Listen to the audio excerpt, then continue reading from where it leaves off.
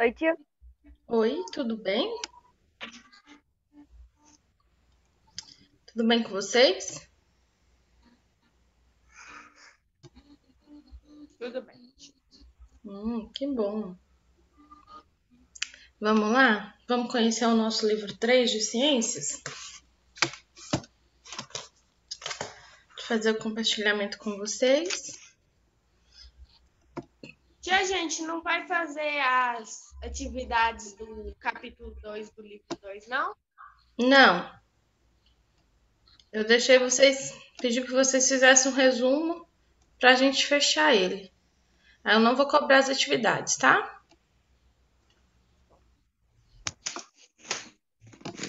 Já vamos pro 3 logo, que a gente tem... Eles são os livros menores, mas se a gente não dá uma agilizada, a gente não consegue concluir, tá? Porque geralmente a gente tem, às vezes, aqueles imprevistos, né?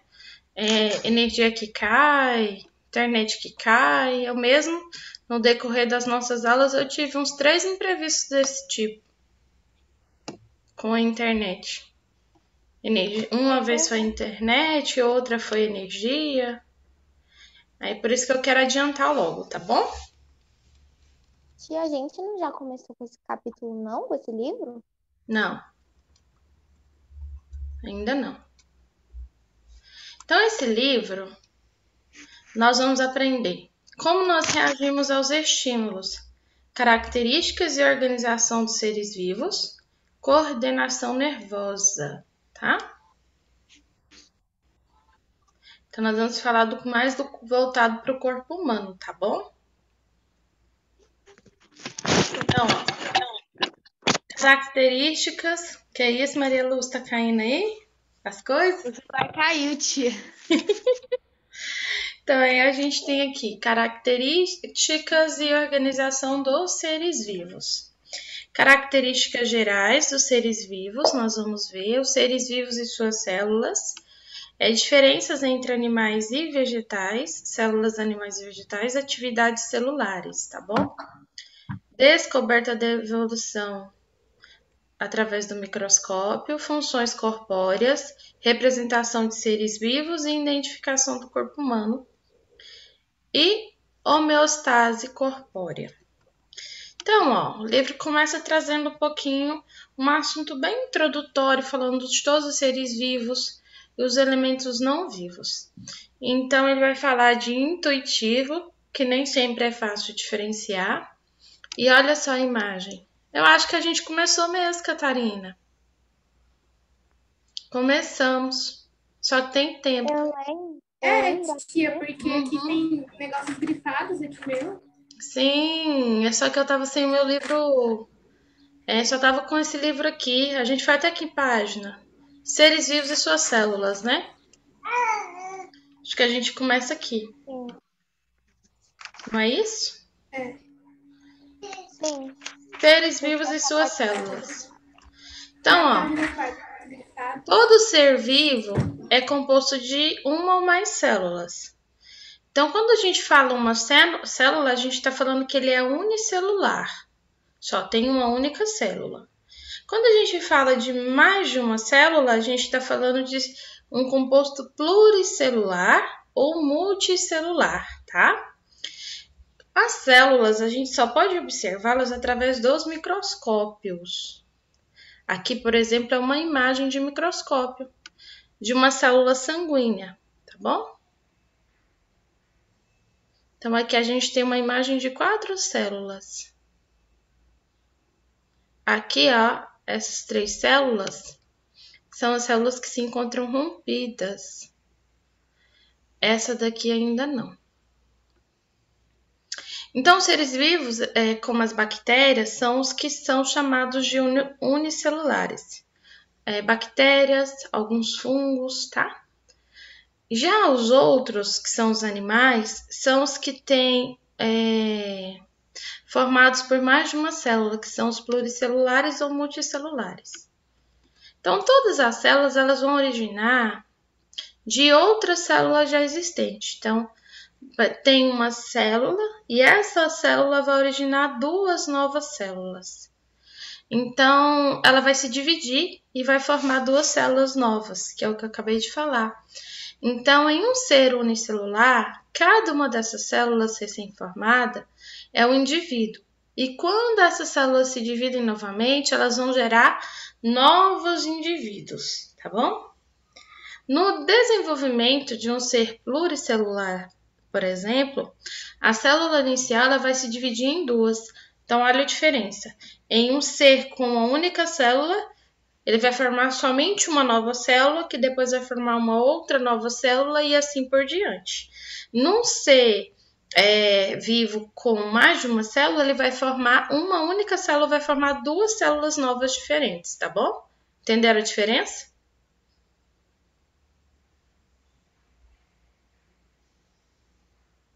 Sim? A senhora pode explicar de novo? Aqui tá travando a minha internet. Entendi. Um ser que é unicelular, que só tem uma célula, essa célula vai originar apenas outra nova célula e assim por diante. Em ser vivo que tem mais de uma célula, que ele é pluricelular ou multicelular, uma única célula dele vai gerar duas células novas, tá bom? E cada célula nova gerada vai formar mais duas células novas, tá? É assim que funciona. Então, no desenvolvimento do pluricelular, após a célula inicial se dividir em duas, elas vão permanecer juntas no mesmo indivíduo e quando elas começarem a crescer, até ela ter o número de célula característico, por exemplo, aí é onde elas vão se originar duas novas células. O ser humano, por exemplo, nós seres humanos temos trilhões de células. Então, a gente tem células teciduais, células hepáticas, todo nosso organismo é composto por células, tá? As células, elas têm um papel estrutural e funcional. Então, cada uma tem uma função. Então, nós temos células que vai compor a estrutura de todo o ser humano, que é o que vai constituir a nossa pele, os nossos olhos, os nossos ossos, tá? As nossas unhas.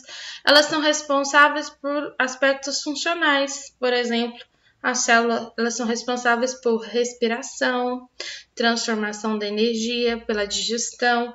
Então, as células elas são as unidades básicas, estruturais e funcionais em todos os seres vivos. Em um ser unicelular, que é aquele ser que só tem uma célula, a única célula dele é responsável por toda a sua funcionalidade e estrutura, tá? Então, enquanto que a gente fala que o pluricelular, ele vai apresentar, como ele tem 1 milhão de células, ele vai apresentar várias estruturas diferentes. As células elas são diferenciadas. Cada célula tem uma função específica. No unicelular, não. Aquela célulazinha única, ela vai exercer todas as funções necessárias que aquele ser vivo precisa, tá? Catarina, está falando com quem? Então, com características bem distintas, responsáveis por formar as estruturas do corpo e desempenhar suas funções, tá bom? Como, por exemplo, defesa do organismo contra patógenos, transporte de gases, tá? Isso acontece em um ser vivo pluricelular. Vamos então entender qual é a estrutura celular. A partir então dessa observação da célula aqui no microscópio, essa aqui é uma imagem das nossas hemácias, que é o que contém no nosso sangue, é possível a gente realizar alguns esquemas simplificados que representam essas células. Então, elas são representações perfeitas, né, da realidade. Não é representação perfeita da realidade, mas é bem parecido. tem bem a aproximação do que realmente é. Aí tem uma ampliação do tamanho para que a gente consiga visualizar melhor, tá? Então,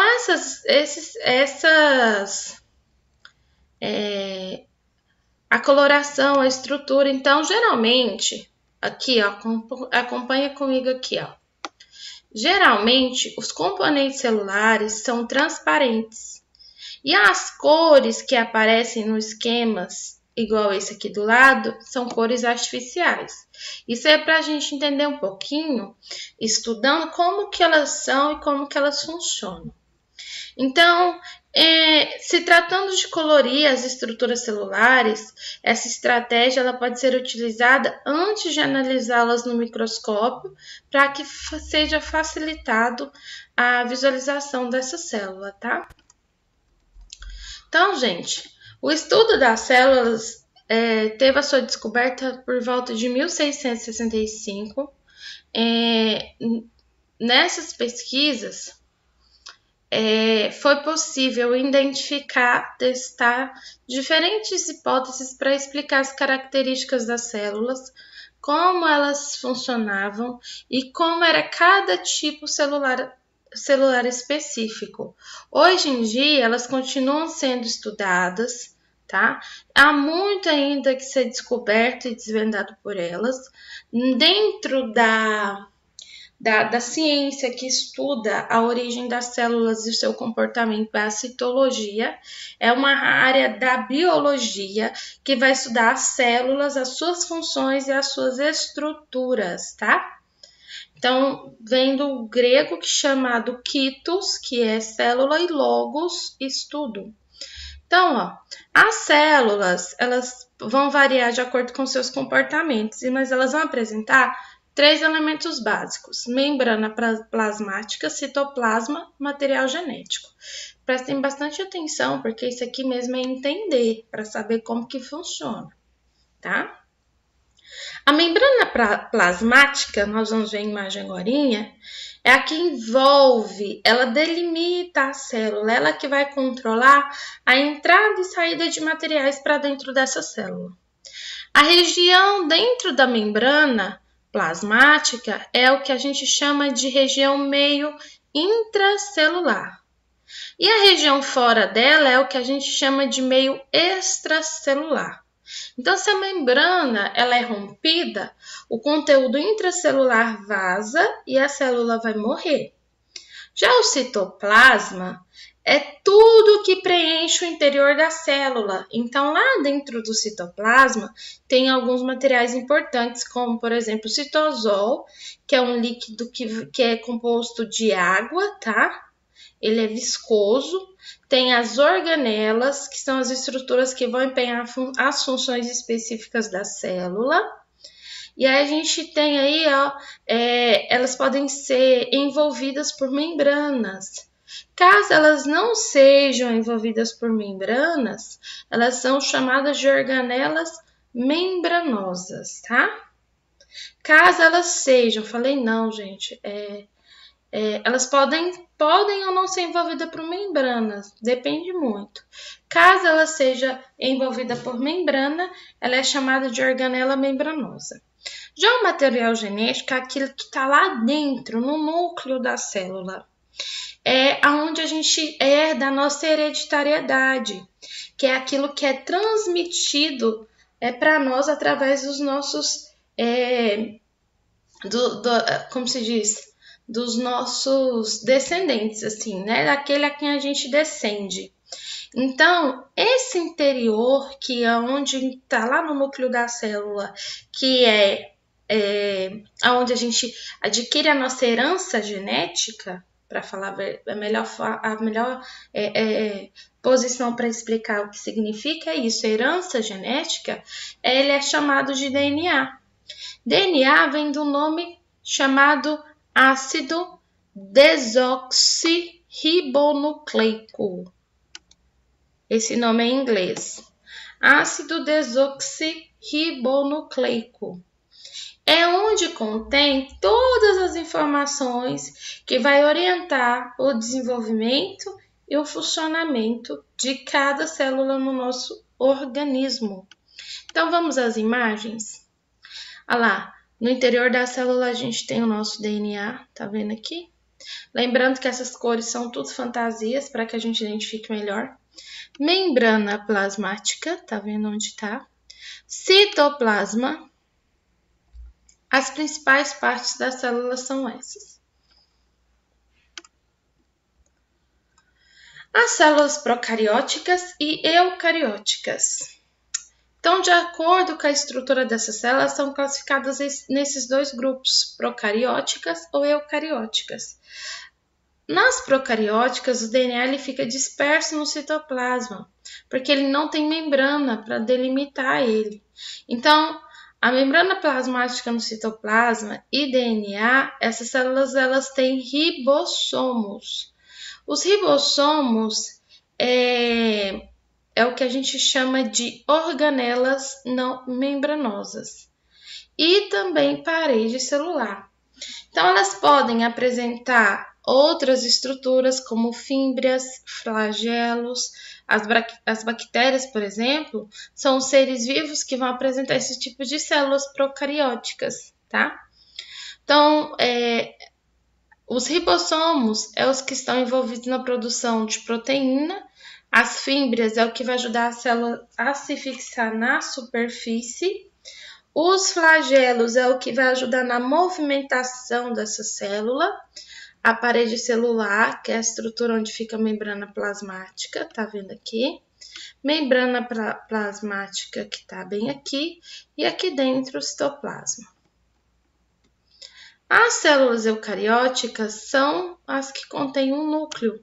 Isso aqui, gente, ó, procarióticas são comuns das bactérias. Aqui já é de todo ser vivo. Animais, tá? Plantas, algas, possuem todo esse tipo de célula eucariótica. Então, as bactérias é procariótica. Animais, plantas, algas e fungos são eucarióticas. São todas elas que têm um núcleo. No núcleo é que vai conter o DNA, nas eucarióticas. Então, elas têm umas estruturas básicas, como a célula que apresenta ribossomos, diversas organelas membranosas, como mitocôndrias, lisossomos, complexo golgiense, retículo endoplasmático glanuloso, retículo endoplasmático não granuloso. Como eu disse para vocês, estão presentes dentre os animais, plantas, algas, fungos, protozoários, tá bom? Olha o jeito que ela é. Tá vendo? Mitocôndria, aonde vai liberar energia, citoplasma, centríolos, tá vendo? Lisossomo, tá tudo aí. Aqui tem uma atividadezinha, quero que vocês marquem. Só um minuto, meninos.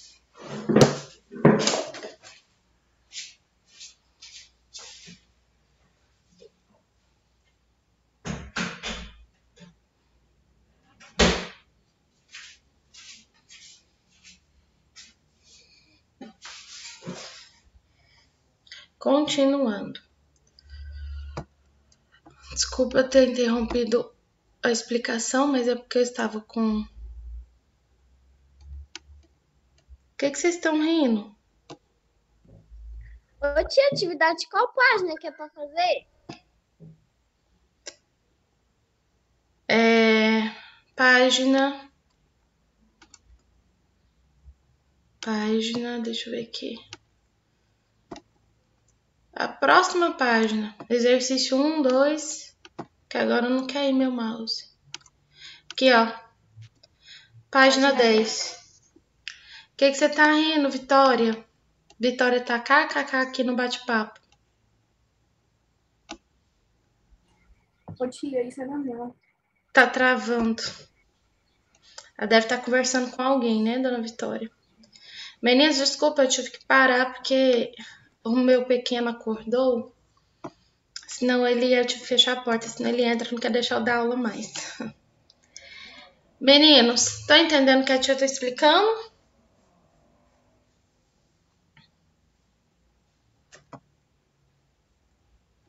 Sim, não? Cíntia. Cíntia. Ótimo. Sim, tia. Tá ok. Então vamos continuar. Realmente o Isaac é uma fofura. Agora vamos dar um pouquinho a diferença entre as células animais e vegetais, tá? Então a gente viu que eles todas têm. Ele tem. Todos os seres vivos, fora as bactérias, temos células eucarióticas, só que as células eucarióticas animais, elas são diferentes das células eucarióticas vegetais, tá? Então, agora a gente vai entender a diferença delas. Então, as células que compõem os animais são as que são chamadas de eucarióticas animais. São aquelas que... E as que compõem as plantas são as eucarióticas vegetais. Então, apesar de ambas terem estruturas bem parecidas, né? As células vegetais elas vão apresentar parede celular, vacúolo central e cloroplasto, que é o que não tem nas células eucarióticas animal, tá? Então, deem uma olhadinha de como que ela é, tá vendo? Retículo endoplasmático não granuloso. Aqui está o DNA no núcleo. Retículo endoplasmático granuloso. Vacúolo central. Citoplasma. Complexo golgiense. Tá? Parede celular. Tá vendo aqui? Parede celular. As células vegetais, elas contam com cloroplasto. O cloroplasto, meninos, é o que faz a fotossíntese. E é lá na fotossíntese, nesse processo, é que as plantas vão utilizar gás carbônico e água na presença de luz solar, produzir oxigênio e glicose, tá? A glicose é um tipo de carboidrato que serve de alimento. Os cloroplastos é o que dá cor às plantas, que é a cor verde. Esse pigmento aí é o que nós chamamos de clorofila. Ele absorve e transforma a luz do sol em outro tipo de energia que vai possibilitar o processo da fotossíntese. Tá bom? A atividade celular. De maneira geral, então, as células elas vão realizar as seguintes atividades: liberação de energia. Então, as células elas vão liberar energia, que é utilizada para as suas diversas atividades. Elas vão sustentar o organismo, permitindo a ação como andar. Elas vão agir na troca de gases, onde elas vão, em alguns tipos de célula, vai ocorrer, por exemplo, a captação de oxigênio e liberação de gás carbônico. Isso é o que acontece conosco, tá bom? A gente precisa do oxigênio e liberamos o gás carbônico, tá bom? Então, essa troca é feita com líquido que envolve a célula ou até mesmo com o sangue. Ela tem também o processo, a atividade de nutrição e excreção, onde as células elas precisam se alimentar e elas vão fazer isso de que forma? Elas vão captar os nutrientes do meio em que elas circundam. Então, esses nutrientes eles são utilizados para o funcionamento delas. É o que envolve a produção de energia, até mesmo a reprodução de ambas. Após a utilização desses nutrientes, é bem comum que seja de forma... nutrientes é comum, né, que seja formado o excreta. O excreta é um material tóxico que pode até matar a célula. Então, depende da quantidade acumulada. Então, ele é liberado pelo meio extracelular no processo de excreção. E aí nós temos outra atividade celular, que é a divisão celular, que é o processo em que uma célula gera ao menos 2 novas células e está relacionada à reprodução dos seres vivos e também no crescimento dos seres pluricelulares, tá? Aqui ela está mostrando uma célula de algumas algas, tá? A descoberta e evolução do microscópio.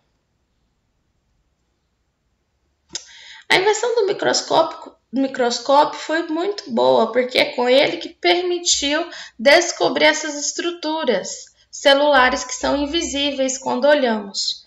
Então, até então, o estudo das células era desconhecidos para o homem. O primeiro microscópio que foi construído foi em cerca de 1590 pelos holandeses. O Zacarias Janssen, no 1580 a 1638, e Hans Janssen, de nascimento e morte desconhecidos, tá? Os microscópios, eles foram sendo aperfeiçoados lá no século XVII, que foi permitindo, então, descobrir, né, por exemplo, alguns elementos que foi aperfeiçoando ainda mais os microscópios e permitindo visualizar melhor as células. Então, o livro de vocês vai trazer aqui, que a descoberta feita por Robert Hooke no ano de 1665. Ele analisou as fatias de cortiça em um microscópio que fornecia um aumento de até 50 vezes e observou pequenos compartimentos vazios, que é o que ele denominou de células. E sabe-se atualmente que essas áreas elas estavam vazias porque a cortiça, cortiça é um tecido que é formado por células mortas, tá? Como, por exemplo, na casca de algumas árvores. A casca de algumas árvores, tá? Então, atualmente essas áreas estavam vazias porque a cortiça é um material morto, sem células vivas. E essas divisões que ele observou correspondiam às paredes celulares das células, que são mantidas após as suas mortes. Então, ele viu também, alguns outros pesquisadores também pôde notar, que plantas vivas, como que funcionavam esses compartimentos, né? Que esses compartimentos nas plantas vivas não eram vazios. Eles tinham material gelatinoso. E aí essas pesquisas foi constatando, então, uma estrutura de seres vivos analisados. E lá no ano de 1839, teve, então, uma teoria que declarou que todos os seres vivos são, então, portanto, formados por célula. Tá bom? E aí, gente, ao longo do tempo, a partir dessas primeiras contribuições do microscópio, esses pesquisadores foram realizando pesquisas, foram alterando modelos, e atualmente nós temos vários modelos de microscópio óptico e microscópio eletrônico para a gente entender o funcionamento de cada célula dessa. Por hoje, nós vamos ficar por aqui, que aí eu vou falar de microscópio óptico na nossa próxima aula. É um assunto bem legal. O que vocês acharam? Eu gostei, tia. É bem legal, tia. Bom, né? Interessantíssimo mesmo. Eu quero ver se eu consigo baixar um videozinho de utilização do microscópio para vocês verem na nossa próxima aula, tá? Dúvidas? Perguntas? Tá de boa? Então tá bom. Então, meus queridos, não esqueçam da tarefinha. Nós nos encontramos amanhã, então, com a nossa aula de geografia, tá? Sim. Tchau, tchau. Tchau, tia. tia.